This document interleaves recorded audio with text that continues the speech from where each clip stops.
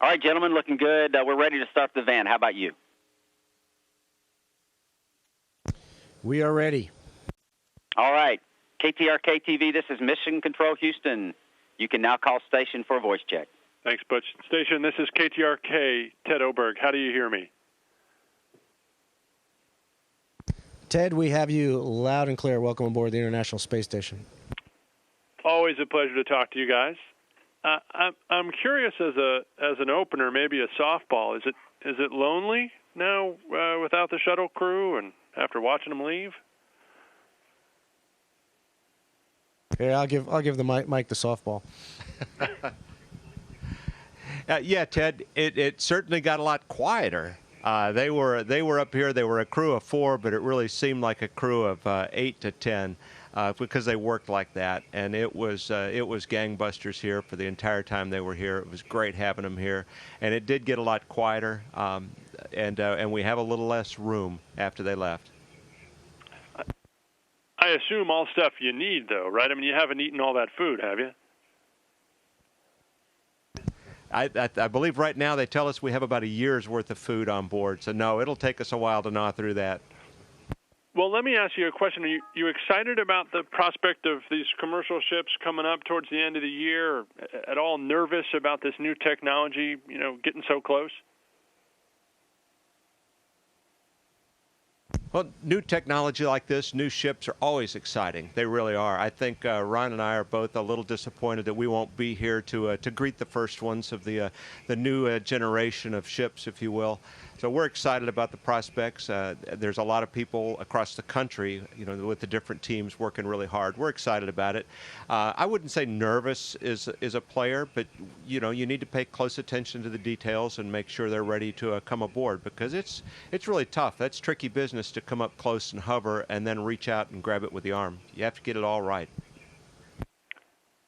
And are you confident that commercial crews can do that? Well, the first step is commercial cargo ships, and that's on the near-term horizon. We're going to see the first of those arrive here within about 5 months or so. As schedules go. And for the cargo ships, they'll come up and do very similar to what the Japanese HTV did. Come up and basically hover underneath the space station, where we'll reach out and grab it with the arm. And we've done that twice with the Japanese cargo ship. And so the new ones that are coming up will use that same technique at first. And that's different than bringing up a crewed vehicle with people on board and accomplishing a docking. Let me switch gears a little bit. I think one of the things that we talked about as the shuttle's final flight was coming on is now that we turned all of our attention to the space station, the number of hours that you guys spend doing science versus the number of hours doing tasks is maybe lopsided. How do you look at that, and how can we get more time for you guys to do more science? Well, I think it was lopsided when we had a crew of 3 and when we were right in the heart of the construction. I mean, most of the activities during that time period was building this amazing orbital research facility, and that's what this is, a research facility. And right now we're in the full utilization role. And, even though, we've been building this place for the last 10 years, we still managed to conduct over 600 experiments during that time, and we've had some really good breakthroughs in the science that we've conducted up here. We are doing a minimum of 35 hours a week right now of science. We're actually doing more than that, but that's what we're set as a goal, that we want to do at least that. And I think we're far exceeding that. We're going to continue to do that. We're going to continue to reap the benefits of our labor up here, of everybody's labor to build this place, and we are going to see a return on investment. And I think history is going to show that this place was an amazing investment, because we are going to see vast improvements in life on Earth and vast improvements in our ability to explore the solar system because of the discoveries that are going to be made possible from the research that's being conducted on board. But as scientists yourselves, is 36 hours enough? Is 70 hours enough? I mean, where should that goal be? Yeah, when I said 35 hours as a goal, that is crew time. So there's a lot of experimentation that's going 24/7. We might just flip a switch and get it started. We might put some samples in and get it going. But the science is going on all the time in a lot of these facilities. And so we need to increase that. We need to increase the utilization. Not all experiments need crew interaction. Those that do, we're devoting at least 35 hours to right now, and we want to devote as much time as we possibly can to that. Cool.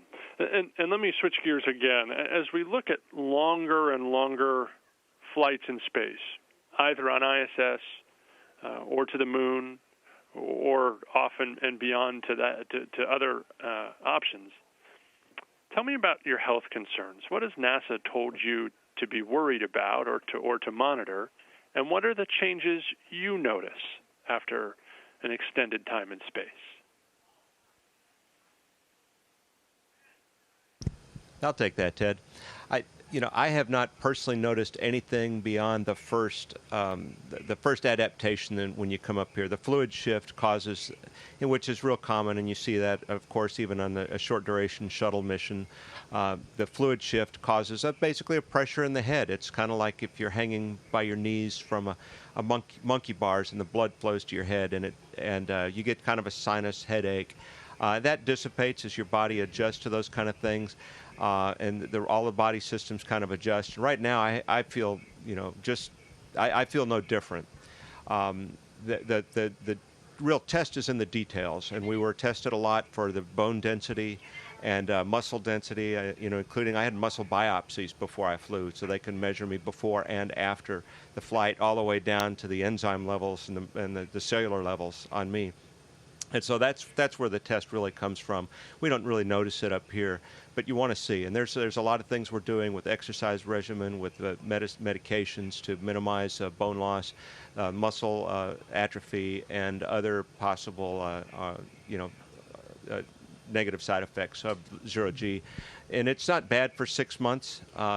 It could become more significant if you're making an 8-month one-way trip to Mars, and then you need to be healthy enough to get out and get some work done and get home for another, roughly 8-month trip on the way home. So we're learning it now in steps that I think are quite reasonable, and they're getting as much out of us human guinea pigs as they can. Got it. My time is almost up. But any changes to your eyesight at all?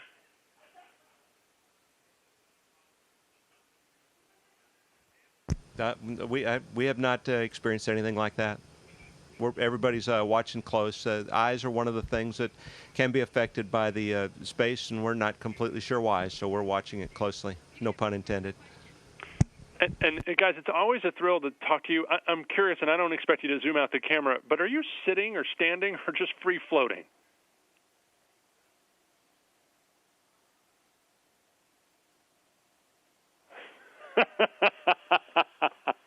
Thank you very much. It's one of those questions that's better left unanswered. I hope that answered your question.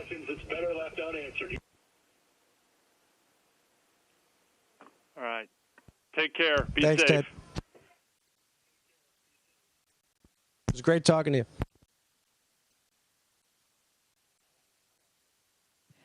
Station, this is Houston ACR. That concludes the KTRK-TV portion of the event. Please stand by for a voice check from KTRH Radio.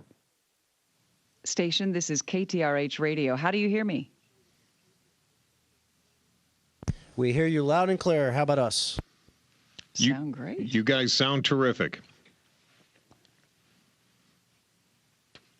Thanks. It's good to talk to you. Welcome aboard the International Space Station. It is Matt Patrick and Lois Melkonian from KTRH in Houston. First thing we want to say is go Aggies. I understand we have quite a connection. Oh, we've got the Aggie connection going up here for sure. I, of course, am an Aggie grad and an Aggie dad, and Ron Guerin is an Aggie dad himself. So, we've got all kinds of Aggie spirit up here. How much Aggie clothing did you bring with you up to the space station? Oh, boy, that is really a loaded question. There happens to be a lot of maroon in my clothing selection. Mike Foss and Ron Guerin, it is great to talk with you guys. Listen, is there a different mood on board right now with the U.S. space flight, the shuttle flights on hold, and the next flight not coming in for a couple of years? Is there a different kind of a mood? And, of course, you've got the folks in Clear Lake that are, a little, I don't know, I guess the mood is a little more somber. Do you feel that there, or are you looking forward to the days ahead? Well, yes to both questions. We definitely feel it up here. This is a very difficult, challenging transition period for not only us as a nation, but also the entire international space program, space station program, and then particularly felt in those places around the country that are involved in the space program, like Clear Lake. There's a lot of feelings involved. There's a lot of things to think about on that. The way we like to look at it, though, is that we're closing the chapter on one part of our history, but we're opening up a new chapter. It's going to take us a little while, though, to get going in this new chapter. This new chapter will hopefully see us leaving low Earth orbit and starting to really explore the solar system.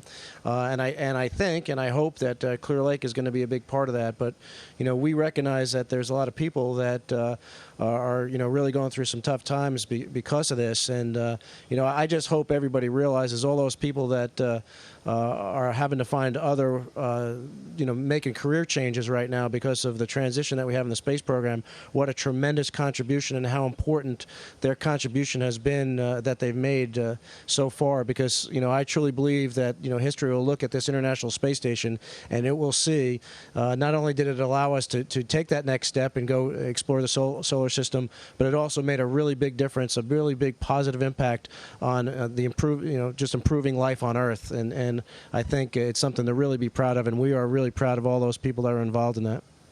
Ron Guerin, Mike Fossum, as you look at Expedition 28 and you're represented by the U.S., by Russia, by Japan, what is it like in the space station in terms of just language issues, relational issues?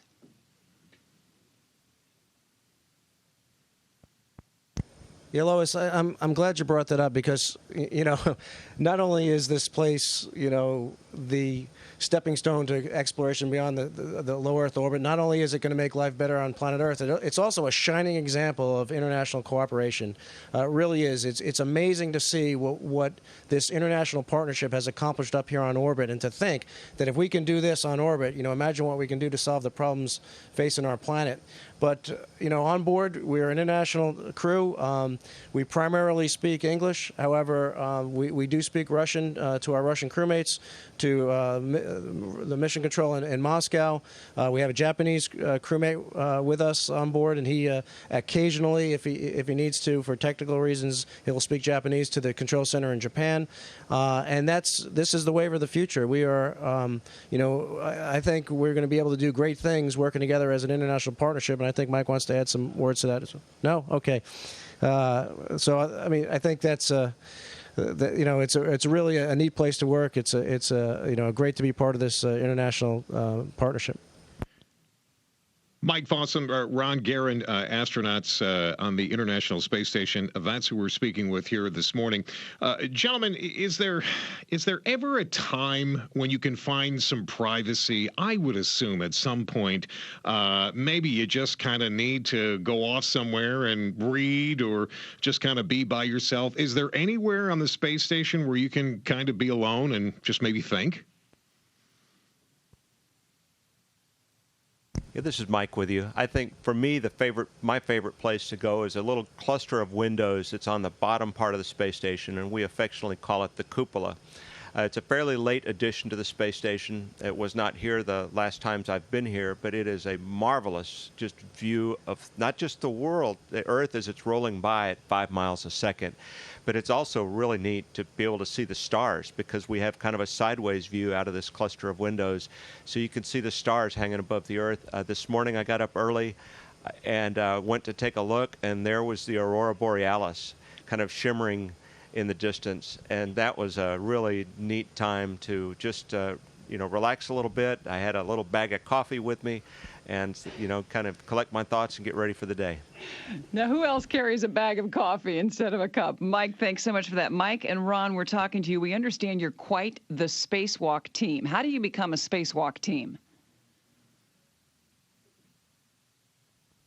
Hey, I think for us it's just a lot of hard work and even more good luck. We flew together on STS-124 3 years ago, and actually we're standing in the Japanese laboratory right now, and Ron and I did the spacewalks associated with adding this laboratory to the complex up here. So we did 3 spacewalks with 124, and then shortly after we got back home, Ron got into the space station training flow, and then I was lucky enough to join him a few months later, and as luck has it, we're here together, and they needed a little work done. So they knew who to call. And as we said, we're putting the band back together. All right. Well, that leads me then to my next question, which I didn't know if I was going to ask or not, but I watched the Peter Frampton video, and Ron, I saw you, talking with Peter Frampton, who I have met on a few occasions. Nice guy. And you said that you did bring Frampton Comes Alive up to the International Space Station. I'm going to call you on that right now. Is that indeed true, or were you just kind of placating Peter Frampton and that San Francisco audience? No, it is definitely true. And as a matter of fact, in that clip, he showed a picture of that CD in orbit. And music is a really interesting thing to talk about up here, because this is a very sterile environment. All you hear is, pumps and fans. And it's really, really nice to be able to listen to music, because it really gives you a connection to your home planet, if you will. I mean, it really is a nice connection, and it's really surreal if to think about looking at the Earth and seeing this beautiful planet while you're listening to beautiful music and have that connection with the Earth. It's really almost indescribable. How do each of you think of the? And this is Sorry. Yeah, this is Mike. I just have to add, we do have an assortment of music. Yesterday was Stephen Curtis Chapman Day because he was in Mission Control and got to talk to us. Other days are ZZ Top Day, and we're rocking the station. So we enjoy music as a way to help pass the time and have a little fun. I know we have to wrap this up, but I've got to ask what you think of yourselves. I know you've called yourselves human guinea pigs, and you're working on the human body, biology, physics, materials. You're doing cutting-edge experiments that will really influence many of us for years and decades to come. Yeah, I mean, that's part of the reason why we do what we do here. We realize that this is an opportunity for us as not just the nation, but us as a species, as humanity, to improve our lot, to improve our planet, to improve the way we live. There's experiments that we're doing on board that I think will lead to better ways to provide clean water, better food, better medicines, better materials. The list goes on. And to be a part of that and to be working with all those thousands of people, not just across the nation, but around the world, to basically, this is a pretty, important, this is a pretty big deal. This is something that's going to change the world, and to be a part of that is just an absolute honor.